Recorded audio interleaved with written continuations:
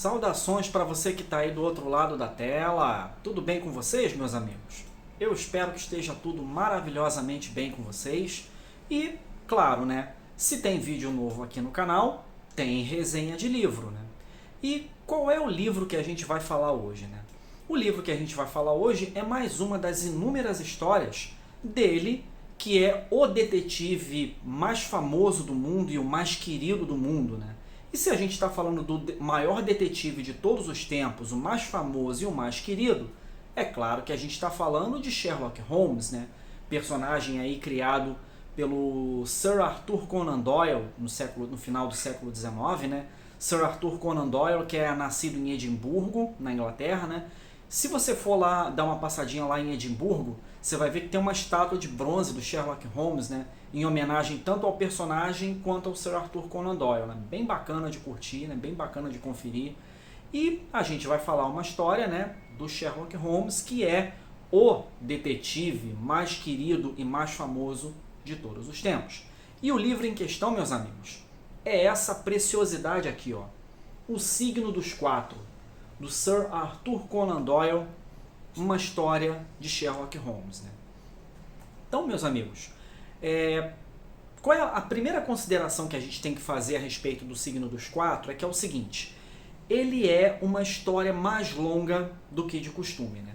Geralmente as histórias do Sherlock Holmes são contos. Os livros do Arthur Conan Doyle eram compilados de contos, né? Esses contos saíam em formato de folhetins, né? Em revistas mensais, nos jornais na época e tudo.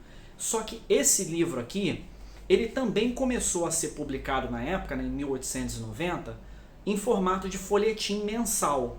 Aí saía um capítulo no mês, saía outro capítulo em outro mês e tal, até que a editora teve a ideia de juntar tudo e publicar no formato de um livro, que é esse livro que eu tenho aqui em mãos, né? Então, essa é a primeira consideração, né? O livro tem 160 páginas, mais ou menos, né?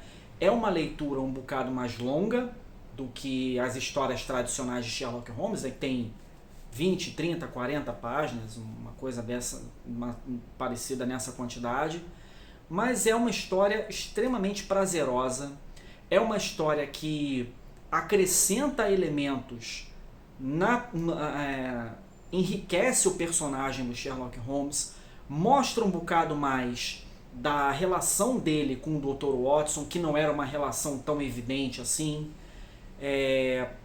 mostra um bocado da relação do Dr. Watson, né, com aquela que vai se tornar a futura esposa dele, né, que é a Mary Morstan, que aparece nesse livro aqui. E é um livro, cara, que o mais importante de tudo, né? Além de expandir o universo do Sherlock Holmes, de mostrar um bocado mais da relação do Sherlock Holmes com o Dr. Watson, de trazer elementos novos, né? Porque é por meio desse caso aqui que o Dr. Watson vai conhecer a futura esposa dele. O mais importante de tudo, né? É uma boa história de investigação policial a ser contada. Essa que é o ponto principal aqui.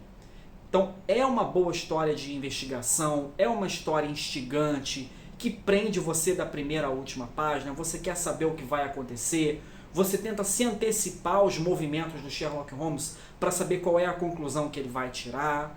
Então, as melhores histórias de detetive são essas, né? Essas que prendem você na leitura, que você quer saber o que vai acontecer, que você tenta antecipar os passos do investigador para saber qual a conclusão que ele vai tirar, que é um personagem cativante.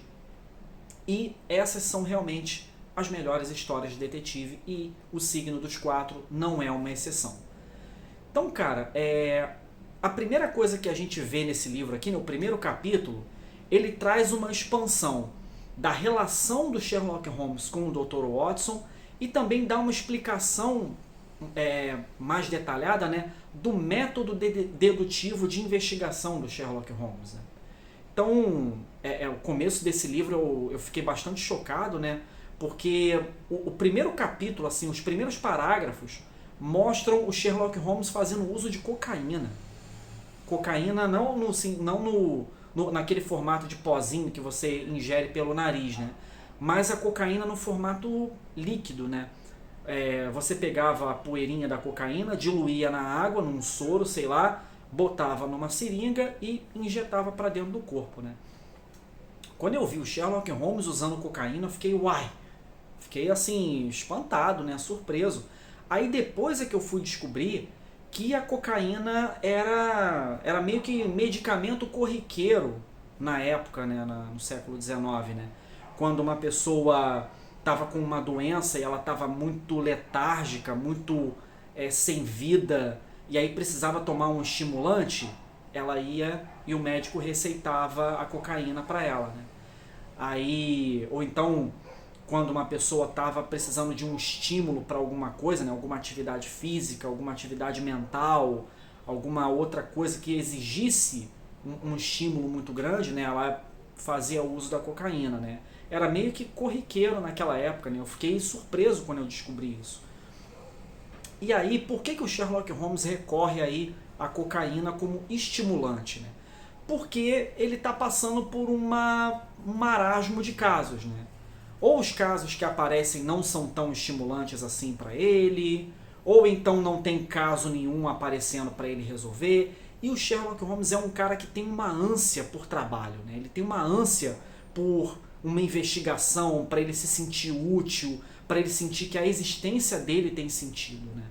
Então, como estava nesse marasmo, né, de não aparecer nenhum caso, então os casos que estavam aparecendo eram pouco estimulantes, aí ele se sentia deprimido, desanimado e tal, e ele tem aquela ânsia dele toda por um caso realmente estimulante, e aí para ter esse estímulo, né, para ter essa vivacidade, né, essa vitalidade, ele fazia uso da cocaína, né?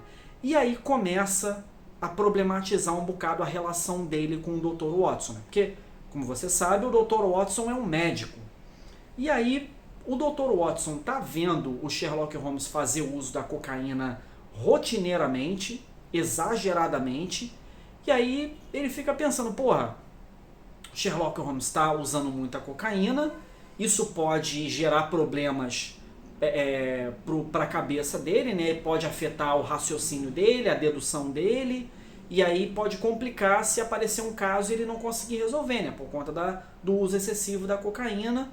E aí ele fica naquela, né? O Dr. Watson fica naquela, pô, ele tá fazendo uso excessivo da cocaína, mas eu não quero me intrometer na vida dele porque ele é um amigo muito querido, é um amigo com quem eu convivo diariamente.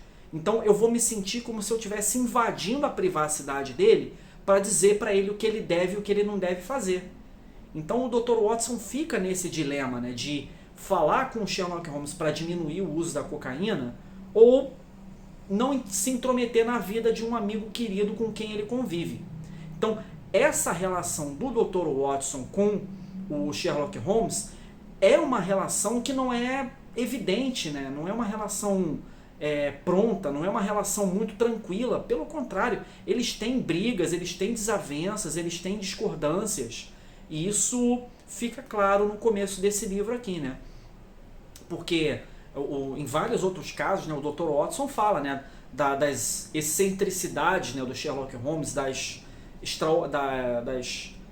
bizarrices do Sherlock Holmes, né? Por exemplo, quando o Sherlock Holmes está muito envolvido com um caso e aí ele começa a tocar violino 3 horas da manhã, ou praticar tiro ao alvo na sala do apartamento, ou então a bagunça que é a casa deles, né? Às vezes o Dr. Watson sai para trabalhar, aí quando volta para casa na Baker Street 221B, a casa tá uma bagunça só, tem papel espalhado para tudo quanto é lugar, tem fumo de cachimbo espalhado para tudo quanto é lugar, a casa tá uma bagunça só, e tá lá o Sherlock Holmes sentado no sofá, deprimido, tocando violino 3 horas da manhã, né? Então, a princípio, né, a gente pensa que a relação do Dr. Watson com o Sherlock Holmes é uma relação pacífica, né? Muito parecida com aquela relação de mestre e aprendiz, né? O Sherlock Holmes é o mestre, o sábio, o investigador que sabe tirar conclusões, e o Dr. Watson é a figura que fica fascinada com as habilidades do mestre, né? Mas não é uma relação tão tranquila assim, e isso fica claro no primeiro capítulo desse livro aqui. Mas essa relação, né, apesar de conflituosa, é uma relação de amizade muito única, é uma relação de amizade muito amorosa. O Dr. Watson fica nervoso com o Sherlock Holmes, quer chamar a atenção do Sherlock Holmes, mas, pô, não, ele é meu amigo, e se eu falar com ele, eu vou me sentir que eu estou me intrometendo na vida dele, e isso não vai ser legal. Então o Dr. Watson tem esse conflito aí com o Sherlock Holmes, né? Mas, feita essa apresentação, né, aí começa a se falar um bocado mais sobre o método dedutivo do Sherlock Holmes, né? O Dr. Watson fica assim com aquele sorriso malicioso, aí pega assim um relógio de bolso, né? Aqueles que o pessoal usava no século XIX, né? Um relógio de botava no bolso com uma correntinha e tal. Aí o Dr. Watson pega o relógio, entrega para o Holmes. Ah, Holmes, dá uma olhada aí e vê se você consegue descobrir alguma coisa sobre o antigo dono desse relógio aí. Aí o Sherlock Holmes vai, dá uma olhada, não tem muita informação, né? Mas o que eu consegui descobrir é isso e tal, que não sei o que. Aí o Dr. Watson vira para ele, cara, mas é exatamente isso. Você conseguiu descobrir e tal, não falei nada para você. E aí tem toda uma discussão, né, sobre o método dedutivo do Sherlock Holmes e tudo mais. Né? Tudo isso nesse primeiro capítulo do livro, que é bem legal, né? Para mostrar essa relação conflituosa do Sherlock Holmes, né, com o Dr. Watson, as manias do Sherlock Holmes e também o método dedutivo, que é o instrumento de trabalho do Sherlock Holmes. Né? Aí sim é que no segundo capítulo começa o caso efetivamente. Né?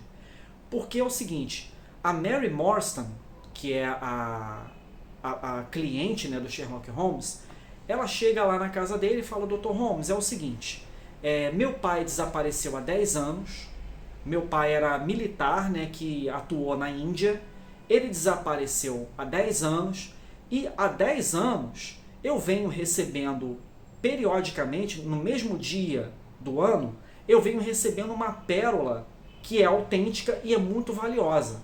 Eu já recebi 10 pérolas ao longo desse período. E aí é o seguinte, eu não sei quem é o cara, quem é a pessoa que me entrega essas pérolas, mas eu recebi um bilhete. E esse bilhete dizia o seguinte, olha só, a senhorita é uma senhorita que sofreu injustiça ao longo da sua vida e eu vou fazer o possível para restituir essa justiça à senhorita. E por isso eu estou presenteando a senhorita com o que é seu por direito, que são essas pérolas valiosíssimas, que valem milhões de libras esterlinas. E aí esse benfeitor, né, da Mary Morstan envia esse bilhete e fala o seguinte, olha, se você quiser me encontrar, você pode vir aqui com os 2 amigos seus que a gente conversa sobre essa história das joias. Aí a Mary Morstan mostra isso para o Sherlock Holmes, né? E o Sherlock Holmes e o Dr. Watson, que já estava começando a ter uma queda pela Mary Morstan, concordam em acompanhar ela no encontro com esse benfeitor, né? Com esse anfitrião. E esse anfitrião é o tal do Thaddeus Sholto, né? O Thaddeus Sholto, que é o anfitrião, né, da Mary Morstan. E aí ele explica para ela o seguinte, olha, senhorita Morstan, o meu pai lutou na Índia junto com o seu pai. Os dois descobriram um tesouro e aí, sendo que o meu pai era muito avarento, e aí ele não quis dividir o tesouro com o seu pai. O seu pai acabou tendo um infarto do coração, morreu, e aí o tesouro todo ficou para o meu pai. Só que quando meu pai estava no leito de morte, ele falou, olha, essa fortuna não pertence só a mim. Eu fui avarento, eu fui mau caráter e não dei a senhorita Mary Morstan, filha do coronel Morstan, né, que lutou com ele na Índia, ela merece a parte dela no tesouro. Portanto, vocês têm o dever de restituir a ela a parte que cabe a ela e fazer justiça. Então, foi essa mais ou menos a sinopse, né, apresentada por esse anfitrião, né? E aí, a princípio, parece que o caso já tinha sido resolvido, né? Já tinha sido explicado o desaparecimento do pai dela, porque o pai dela, quando estava saindo da Índia, mandou uma mensagem para ela dizendo, olha, minha filha, eu tô com muita saudade, tô voltando da Índia, a gente se encontra aí. Aí ela foi encontrar o pai dela não apareceu. E aí desapareceu pelos próximos 10 anos. Então, o mistério do sumiço do pai dela tinha sido resolvido. Beleza. Ao mesmo tempo que tinha sido resolvido também o mistério das joias, né? O Tadeu Souto enviava para ela periodicamente, uma vez a cada ano, né, uma pérola de uma coroa que tinha lá no tesouro, que era valiosíssima, né? E aí, quer dizer, estava explicada a origem do tesouro e estava explicada a razão pelo sumiço do pai dela, né? Então, a princípio, o caso estava resolvido. Só que aí é o seguinte, o Tadeu Souto tem um irmão gêmeo. E aí esse irmão gêmeo era meio avarento também, igual o pai. E ele não só não queria dividir o tesouro dele com o irmão, como também estava resistente em dividir o tesouro com a Mary Morstan, que tinha direito também a uma parcela do tesouro. E aí eles vão o Tadeu Souto vai na casa do irmão, junto com o Sherlock Holmes, o Dr. Watson e a Mary Morstan. E aí, quando eles chegam na casa do irmão dele, tem aí um plot twist. Por quê? Eles descobrem que o irmão dele foi assassinado. O irmão dele foi assassinado, e aí, na cena do crime, só tem uma coisa, um pedaço de papel com 4 nomes. 3 nomes de origem árabe e um nome de origem britânica, de origem inglesa. E em cima tem o signo dos 4. E aí, quando a gente achou que a investigação tinha acabado, vem um plot twist, que aí sim é que vai dar início à investigação propriamente dita no livro, né? Então, é um plot twist bem legal, né, que ele usa aqui para introduzir a nova fase da investigação, porque já tinha sido explicado, né, porque o pai da Mary Morstan tinha sumido e a origem da fortuna que chegava para ela todo ano. E aí tem esse plot twist da morte, do assassinato do irmão do Tadeu Souto, que é efetivamente a investigação do signo dos 4. E cara, que aventura legal, viu? Que bacana, viu? O Sherlock Holmes tem vários ajudantes, né, que auxiliam ele a desvendar os casos, a coletar pistas e tal. E a gente vai descobrindo um bocado desses caras, né? Tem um cara que cuida de animais, né, um naturalista, que é amigão dele, né, que cuida de animais, tem animais dentro de casa, e aí o Sherlock Holmes usa um cão farejador, que era desse naturalista, para poder rastrear algumas pistas, né. Aí o Holmes fala pro Dr. Watson, vai na casa desse naturalista aqui, no endereço tal, e pede o cachorro Toby. E aí o Dr. Watson vai, pega o Toby, eles vão rastreando as pistas e tal. Então, esses aliados do Sherlock Holmes, né, que o Holmes usa para poder coletar pistas, coletar informações, solucionar casos, começam a aparecer aqui, e é uma parada bem legal, né? E contribui também um bocado, né, para desmistificar, né, aquela coisa do poder sobrenatural da dedução do Sherlock Holmes, que o Sherlock Holmes arremata tudo na dedução, que ele faz tudo sozinho, que ele é o fodão, que ele é o cara que resolve todos os problemas. Não é exatamente assim. O Sherlock Holmes resolve os casos, mas ele tem a ajuda de um monte de gente. Esse naturalista que forneceu o cachorro farejador para ele é um, e tem também, cara, uns moleques que moram na periferia de Londres, né, que ele paga para coletar pistas para ele, que são os chamados irregulares de Baker Street. Aí tem uns moleques assim bem pequenos, de uns 10, 12 anos, né, moleque mesmo de rua. Aí o Sherlock Holmes chama eles na Baker Street, né, na casa dele, e fala, tá aqui o dinheiro para vocês, investiguem isso, isso e isso, e me tragam o resultado de vocês. O que vocês encontraram? Aí eles vão lá, se espalham, tem a rede de comunicação do lado dos moleques, né? E esses são os irregulares de Baker Street, né? E aí é bem legal, né, conhecer toda essa rede, né, esse network que o Sherlock Holmes usa para poder solucionar os casos, né? Bem legal. É uma investigação bem maneira, né? Tem os seus pontos mais introspectivos, né, mais reflexivos, de pensamento, mas também tem os seus momentos de ação, né, como quando eles estão perseguindo o barco, né, do suspeito, né, pelo rio Tamisa, e aí eles estão lá pau a pau, né, perseguindo o barco e tal, é bem legal essa parte. E aí, cara, é uma história bem maneira, o Signo dos Quatro, e também é uma coisa, como eu já falei aqui, né, que vem a acrescentar a convivência dos personagens, né?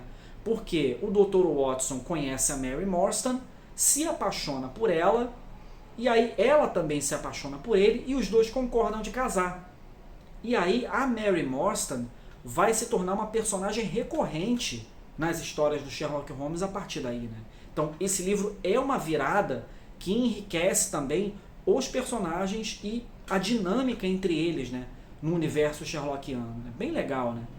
E aí a Mary Morstan, inclusive, vai trazer contribuições para a resolução dos casos.